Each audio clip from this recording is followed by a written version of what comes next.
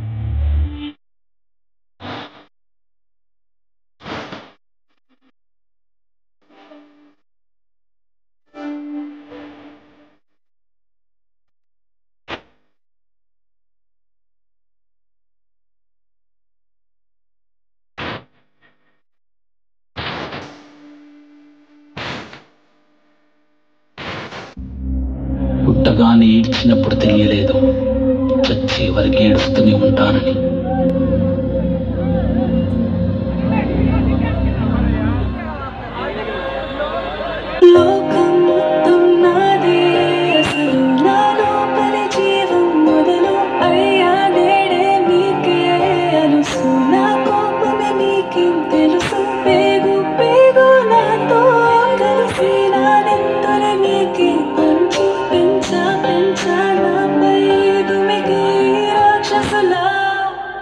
అత్యాచారం చేసి నోని ఊరి తీయాలి, మేడ పట్టి గొంతు పిసికి కాల పెట్టాలి. నేను చెప్పేదంతా లోకం మొత్తం వీణపడాలి.